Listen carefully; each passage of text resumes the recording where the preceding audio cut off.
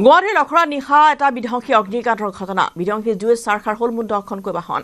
অগ্নিকাণ্ডত কেইবা কোটি টকাৰ সা সম্পত্তি ভস্মীভূত হৈছে গড়ভঙা পথৰ এটা গেৰেজত বডি নিৰ্মাণ আৰু মেৰামতিৰ বাবে ৰখাই থোৱা আছিল বাহনকেইখন গ্ৰাহকক দিবলৈ সাজু হোৱা 6খনকৈ নতুন বাছ জুইত জ্বলি চাৰখাৰ হ'ল বিধ্বংসী জুইত ভস্মীভূত হোৱা 8খনকৈ বাছ দুখন স্কুটিও যা যায় অগ্নিকাণ্ডটোত মাজনিশা প্ৰায় 12 বজাত নিউ এছএছ মটৰ্ছ নামৰ গেৰেজটোত লাগে ভয়ংকৰ জুই সৌভাগ্যৰ ক্ৰমে প্ৰাণ ৰক্ষা পৰিছে সুৰত বড়ো নামৰ লোকজনৰ স্থানীয় লোকৰ তৎপৰতা নিশা ঘটনাস্থলীত উপস্থিত হয় অগ্নিনিৰ্বাপক বাহিনীৰ বৃহৎ দল অগ্নিনিৰ্বাপক বাহিনীৰ মুঠ 10খনকৈ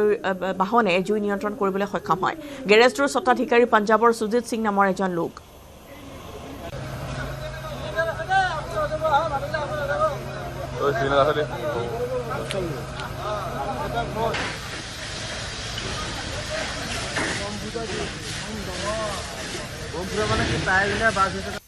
ৰাতি জুই লাগিছে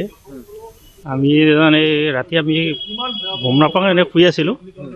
বাহিৰা মানুহে আহি পেলাই আমাক মাতিছে এই গেটত ধমধমকৈ মাতি আছে আমিতো গমেই নাপাওঁ ৰাতি শুই আছিলোঁ পটকৰো টাইমটো আমি চাব সময় নহ'ল মানে কেইটা বাজি 12টামান বাজিছে নেকি মোৰো অনুমান তাৰপিছত মাতি থাকোঁতে আমি বাহিৰত ওলাই চালোঁ ধুনীয়া জুই উঠিছে মস্ত ডাঙৰ জুই উঠিছে তাৰপিছত কি কৰোঁ তাৰপৰাই আমি ইয়াৰ পৰাই বাহিৰৰ মানুহকেইটা আমাক ইয়াৰ পৰা টানি টানি লৈ গ'ল বাহিৰলৈ ভয় লাগিছিল এইটো 6খনেই জ্বলি গ'ল 5খন এইটো এই টোটেলি 5খনটো জ্বলিছে বাকী এইটো চেচিছটো অলপমান জ্বলিছে আৰু এইবিলাকো এই সৰু সৰু গাড়ীটো অলপ জ্বলিছে দেখাত মানে এভৰিথিং গৈছে আৰু ইয়াতে আৰু একো বাকী নাই বাছৰ পৰা আপোনাৰ বস্তু যি আছে মেচিন চব গৈছে এইটো আমাৰ মালিকৰ গাড়ী জ্বলিছে আপোনাৰ 5খন আৰু পিছফালে 2খন আছে ডেমেজ হৈছে কি গাড়ী আছিলে আপোনাৰ বাছে কি কোম্পানীৰ আছিলে অশোক লেণ্ডৰ মোৰ অলাৰ বাছ অশোক লেণ্ড টাটাও লৈছিলোঁ আগতে 2এখন অশোক লেণ্ডৰ থাকে নৰ্মেলি অশোক লেণ্ডৰ বাছ ছাডেনলি লাইফত প্ৰথম পাইছোঁ এইটো গেৰেজৰ ভিতৰত জ্বলা তো এতিয়া একো বস্তু কামত নাহে মোৰ ইঞ্চুৰেঞ্চ ক্লেইমত যাব depend on police report police আহি চাব MVI ৰিপৰ্ট সেইখিনি কৰি ইঞ্চুৰেঞ্চত দিব লাগে 95% দিয়ে নে 100% দিয়ে দিব লাগে ইঞ্চুৰেঞ্চে কোনদিনা ওলাই যোৱা কথা আছিলে মই চাবলৈ আহিছোঁ মোৰ ইয়াত গাড়ী কোনো নাই ময়ো গাড়ী মালিকে হয় এখন গাড়ী উইদিন 2-3 ডেজত এখন ডেলিভাৰী হোৱা কথা আছিলে মানে আজি কাইলৈ পৰহিলে এনেকুৱাতে এতিয়া হঠাৎ এইটো এক্সিডেণ্ট হ'ল আৰু এক্সিডেণ্টে আৰু তাত এতিয়া আৰু কি হ'ব বাকীখিনি বাহনৰ দাম কিমান মান হয় এতিয়া ক'বলৈ গ'লে নিয়েৰ এবাউট 80 লাখ হৈ যায় অশোক লিলেণ্ডৰ ক'বলগীয়া এতিয়া মানে কোনো ভাষাই নাই যে মানে বেছি ক'ব নোখোজো কাৰণ 3 মাহ আমি গাড়ীখনৰ লগত যুঁজি লাগি গাড়ীখন আজি নোলালেও অহা কালি গাড়ীখন ওলাই লৈ যোৱা গাড়ীখন আছিলে মোৰ এনেকুৱা এটা দেখিছোঁ ইয়াত মানে গাড়ী এখন 10-12খন গাড়ী বনি আছে ইয়াত গাড়ী এটা ড্ৰাইভাৰ নাই গাড়ী জুই লগাৰ আগত বেলেগ সাইডত জুই লাগিছে তেতিয়ালৈকে গাড়ী জুই লগা নাছিলে তেতিয়া গাড়ীখন যদি ড্ৰাইভাৰ থাকিলে গাড়ী যিকেইখন গাড়ী ওলাই দিব পৰা গাড়ী আছিল সেইকেইখন গাড়ী ওলাই লৈ যাব পাৰিলেহেঁতেন কিন্তু কোনো ড্ৰাইভাৰ নাছিল কি ক'ম আৰু ক'বলগীয়া কাৰণে কালি মোৰ ওলাব লগা গাড়ী গৰাকী এতিয়াও অহা নাই আৰু এই এছএছৰ যিটো মালিক এই বডি গেৰেজৰ যিটো মালিক এতিয়ালৈকে অহাই নাই এতিয়া আমি ফোন কৰিও মানে তেওঁক নোপোৱা হৈ গৈছে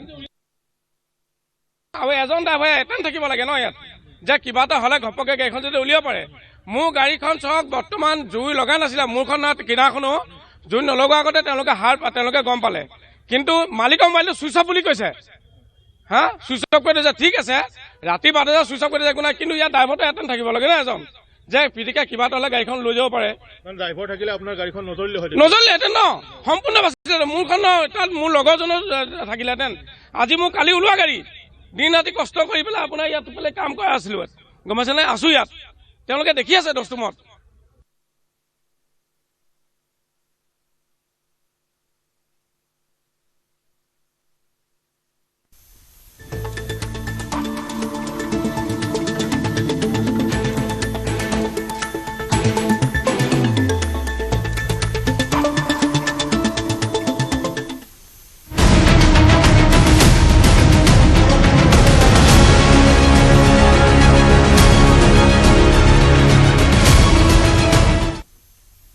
অৰাজক বাংলাদেশত আৰু এজন ৰাজনৈতিক নেতা গুলীয়া হত্যা ঢাকা মহানগৰ উত্তৰ স্বেচ্ছাসেৱক দলৰ নেতা গুলীয়া হত্যা কৰিলে দুৰ্বৃত্তই দুৰ্বৃত্তৰ গুলী নিহত হ'ল আজিজুৰ ৰহমান মুছাব্বিৰ বাংলাদেশত চলিত সপ্তাহত ৰাজনৈতিক নেতা গুলীয়া হত্যা কৰা এয়া হৈছে দ্বিতীয়টো ঘটনা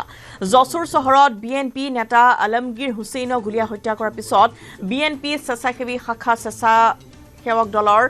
নেতা আজিজুৰ ৰহমান মুছাব্বিৰক গুলীয়া হত্যা কৰিলে দুৰ্বৃত্তই ঢাকা মহানগৰ উত্তৰ স্বেচ্ছাসেৱক দলৰ প্ৰাক্তন সাধাৰণ সম্পাদক আছিল আজিজুৰ ৰহমান বুধবাৰে নিশা প্ৰায় 8:30 বজাত কাৰৱান বজাৰত আজিজুৰক গুলীয়া হত্যা কৰি পলায়ন কৰে অস্ত্ৰধাৰী দুৰ্বৃত্তৰ দলটোৱে চিচিটিভিত বন্দী হৈছে ঘাতকে পলায়ন কৰাৰ দৃশ্য দুৰ্বৃত্তৰ গুলীত আহত হৈছে কাৰৱান বজাৰ ভান সমিতিৰ সাধাৰণ সম্পাদক মহম্মদ আবু সুফিয়ান মাসুদ গুলীবিদ্ধ আবু সুফিয়ানক ভৰ্তি কৰা হৈছে ঢাকা মেডিকেল কলেজ হাস্পতালত এফালে হত্যাকাণ্ডৰ পিছতে ঘটনাস্থলীত উত্তাল প্ৰতিবাদ সাব্যস্ত কৰে একাংশই ঘটনা সন্দৰ্ভত ৰাজ্য অব্যাহত ৰাখিছে তদন্ত 12 ফেব্ৰুৱাৰীত বাংলাদেশত অনুষ্ঠিত হ'ব লগা সাধাৰণ নিৰ্বাচনৰ প্ৰাকক্ষণত ধাৰাবাহিকভাৱে সংঘটিত হ'বলৈ ধৰিছে হত্যাকাণ্ডৰ ঘটনা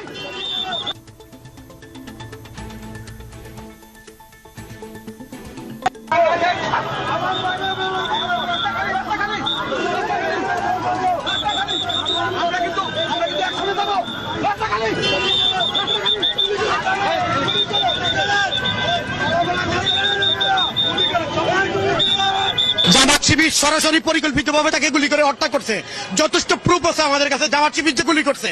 গতকাল রাত 10টার দিকে মুসাব্বির বাসায় ফেরার পর মুসাব্বিরের এক কর্মী জামাত শিবিরকে বাধা দিছে যে আপনারা ভোটার আইডি চান কেন এবং মোবাইল নম্বর চান কেন আপনারা চাইবেন ভোট এটা বলার কারণে জামাত শিবিরের একটা টিমের সাথে বার্গেনিং হয়েছে বার্গেনিং এর পরবর্তীতেই জামাত শিবিরে এই থানার আমির উনি আসছে ওনার নাম ইঞ্জিনিয়ার নোমান সম্ভবত ওই ভদ্রলোক আসছে কিন্তু জামাত শিবিরের যে শাখাটা উত্তপ্ত গরম পার্টি ওরা 3 থেকে 400 লোক জনাইছে আপনার পুরা কাজীপাড়া ঘেরাও দিয়ে বলাইছে ঘেরাও দিচ্ছে এবং মুসাফিরের যেই ছেলে প্রতিবাদ করছে যে আপনারা ভোটার আইডি চান কেন মোবাইল নম্বর চান কেন আপনারা ভোট চান ওই ছেলেগুলোকে মুসাফিরের ব্যানার দেখছে আমরা যখন সন্ধ্যার পরপরই এশার নামাজের পরপরই আমরা দেখতে পাইলাম কারণ বাজার আম্বাসার মসজিদের সামনে 1.5 থেকে 200 জামাত শিবিরের কর্মী এবং তারা সংক্ষিপ্তভাবে করতেছে সংবদ্ধভাবে পরিকল্পনা করতেছে তার 10 মিনিট পরে মুসাফির গুলিবিদ্ধ ফোন পাইছি আমরা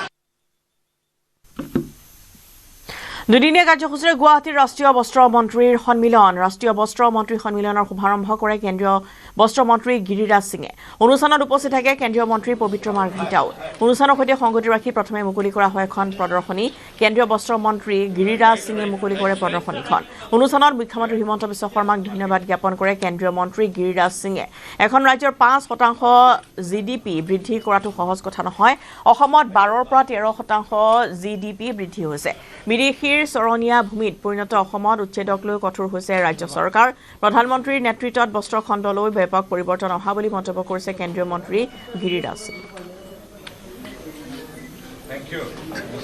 आसाम ये नॉर्थ ईस्ट को हमने टारगेट किया है कि नॉर्थ ईस्ट का हैंडलूम और हैंडीक्राफ्ट ये बहुत बड़ी ताकत है और पूरे देश का आधी ताकत हैंडलूम और हैंडीक्राफ्ट का अगर है तो नॉर्थ ईस्ट और नॉर्थ ईस्ट को बेस मान करके एक पायलट प्रोजेक्ट भी हमने गुवाहाटी में शुरू की है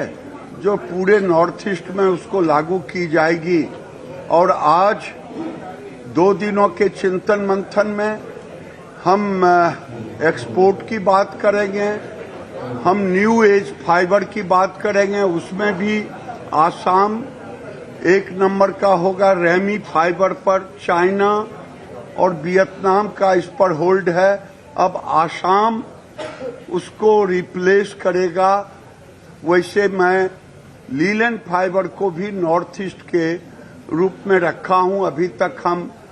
45,000 मैट्रिक टन बाहर से इंपोर्ट कर रहे हैं ये हमारा लक्ष्य है कि 7 करोड़ रोजगार देने का 6.5 करोड़ से 7 करोड़ 30-31 तक उस लक्ष्य की प्राप्ति के लिए राज्यों के साथ मिलकर के 2 दिनों का ये चिंतन बैठक है और इसमें मुख्य रूप से मैं आभार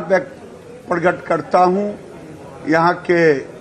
मुख्यमंत्री को हेमंत बिश्व शर्मा को जो उन्होंने इस कार्यक्रम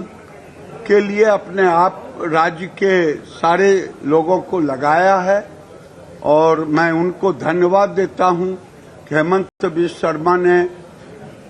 पूरे देश को, अगर आज हेमंत बिश्व शर्मा जिस ढंग से एक तरफ विकास की गति को तेज कर रहे हैं, दूसरे तरफ बांग्लादेशी घुसपैठियों को भी बाहर कर रहे हैं, 1.25 लाख बीघा से ऊपर जमीन को खाली कराया, ये बताता है कि कांग्रेस ने किस तरह से आसाम को एक धर्मशाला बना दिया था। आओ वोट दो और जमीन कब्जा करो, इसको हेमंत बिश्व शर्मा ने खाली किया है और बांग्लादेशी घुसपैठियों को भी निकाल रहे हैं। काश अगर बंगाल के मुख्यमंत्री हेमंत बिश्व शर्मा जैसा होता, आज बंगाल बांग्लादेश बनने की स्थिति में नहीं। ইয়াত দেশৰ বস্ত্ৰ মন্ত্ৰীসকলৰ লগতে সচিব তথা বস্ত্ৰ মন্ত্ৰালয়ৰ শীৰ্ষ পৰ্যায়ৰ বিষয়াসকল আৰু কেন্দ্ৰীয় চৰকাৰৰ বস্ত্ৰ বিভাগৰ আটাইকেইটা খণ্ডৰে আমাৰ শীৰ্ষ বিষয়াসকল উপস্থিত আছে। এই দুদিনীয়া কাৰ্যসূচীত দেশৰ লগতে প্ৰতিখন ৰাজ্যৰ বস্ত্ৰ উদ্যোগ, সেই হস্তশিল্পৰ পৰা বিশাল উদ্যোগবিলাকলৈকে সকলোকে সামৰি কিদৰে উন্নীত কৰিব পৰা যায় আৰু প্ৰধানমন্ত্ৰী মোদী ডাঙৰীয়াই যি আমাক এটা লক্ষ্য স্থিৰ কৰি দিছে যে 2030 চনৰ ভিতৰত 350 বিলিয়ন US ডলাৰৰ এক আমাৰ উদ্যোগটো হ'ব লাগে। গতিকে এই লক্ষ্য প্ৰাপ্তিৰ বাবে আমি কি ধৰণে আগবাঢ়িম তাৰ এক চিন্তন মন্থন বৈঠক আজিৰ পৰা আৰম্ভ হৈছে আৰু সন্মানীয় গিৰিৰাজ সিং ডাঙৰীয়াৰ লগতে মধ্যপ্ৰদেশৰ মাননীয় মুখ্যমন্ত্ৰীও ইয়াত উপস্থিত আছিল। গতিকে এতিয়াৰ পৰা আৰম্ভ হ'ব চিন্তন মন্থন বৈঠক আৰু ইয়াতে ভৱিষ্যতৰ ৰূপৰেখা, ৰাজ্য আৰু কেন্দ্ৰ চৰকাৰে কেনেকৈ আগবাঢ়িব তাৰ ৰূপৰেখা তৈয়াৰ কৰা হ'ব।